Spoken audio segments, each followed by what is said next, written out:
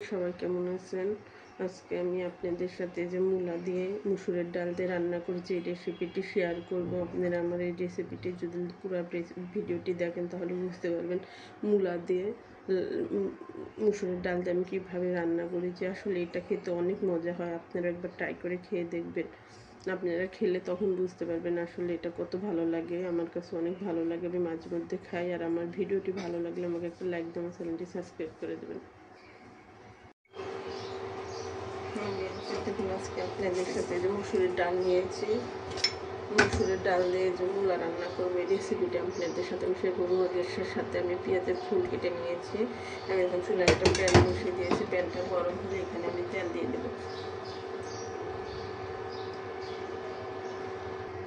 এই যে দেখুন আমার প্যানটা গরম হয়ে গেছে। প্যানটার মধ্যে আমি এখন তেল দিয়ে দেবো। এই ডালটা আমি সরষের তেল দিয়ে রান্না করবো। এই যে দেখুন আমি তেলটা দিয়ে দিলাম। তেলটা গরম হলে এখানে আমি পেঁয়াজ দিয়ে দেবো। দেখুন আমার তেলটা গরম হয়ে গেছে। এখন আমি এখানে পেঁয়াজ দিয়ে দেবো। পেঁয়াজটা বাদামি কালার হয়ে আসলে তখন একটা আমি নরম করবো। তেলটা একটু বেশি পড়ে গেছে, আপনারা একটু কমিয়ে দেওয়ার চেষ্টা করবেন তেলটা। আমার পেঁয়াজটা যখন বাদামি কালার হয়ে আসবে তখন আমি এখানে আদা রসুন বাটা দিয়ে দেবো।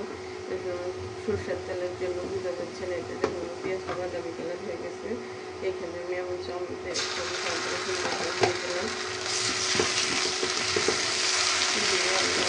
তেলের মধ্যে ভালোভাবে কষিয়ে নেব। রসুন বাটাটা আমি তেলের মধ্যে ভেজে নিয়েছি। এখানে আমি একটু পানি দিয়ে দেবো। পানি দিয়ে দেওয়ার পর এখানে আমি লবণ দিয়ে দেবো। এখানে আমি চামচ 1 চামচ দিলাম। লবণ টেস্টটা আমার হয়ে যাবে, কিন্তু তারপরে আমি পরে চেক করে দেখব। এখানে আমি 1/2 চামচ হলুদের গুঁড়ো দিয়ে দিলাম। কাঁচা জিরের গুঁড়ো দিয়ে দিলাম। সাথে আমি এখানে লাল পাকা মরিচগুলো কেটে নিয়েছি। এখানে আমি কোনো গুঁড়া মরিচ অ্যাড করবো না, এটা দিয়ে আমি রান্না করবো। এটা নেড়ে চেড়ে ঢাকনা দিয়ে ঢেকে দেবো মশলাটা কষানোর জন্য। মশলাটা কষানো হলে এখানে আমি সব দিয়ে দেবো। মশলাটা কষানো হয়ে গেছে, এখন আমি মূলাটাকে দিয়ে দেবো। এখানে ডালটা ধুয়ে নিয়েছি, এই ডালটা দিয়ে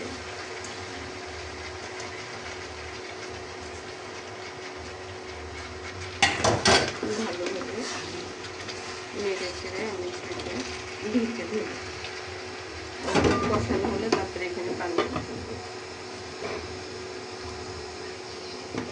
একটু করেছে ওই ঢাকনাটা খুলে সুন্দরভাবে নেড়ে দেবো। নেড়ে আমি আবার ঢেকে দেবো।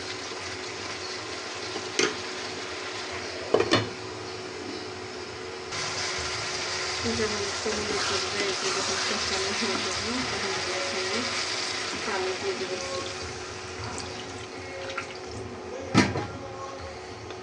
পানিটা দিয়ে আমি এখন এটা ঢেকে দেবো।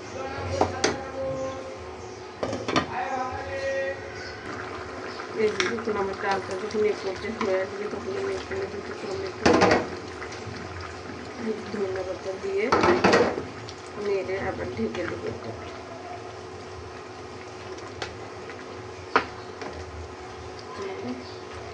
নেড়ে নিয়ে ঢেকে দেবো। এই যে দেখুন আমার ডালটা কত সুন্দর হয়ে গেছে। এখন এটা আমি চুলাই থেকে নামিয়ে নেবো। আপনারা একবার এইভাবে ট্রাই করে দেখবেন, খেতে কিন্তু অনেক মজা হয়। আমি এখন চুলাই থেকে নামিয়ে নেবো। এই যে দেখুন মূলা দিয়ে ডাল রান্না করেছি। আমার এই তরকারিটা কত সুন্দর হয়েছে, আপনারাও একবার ট্রাই করে দেখবেন।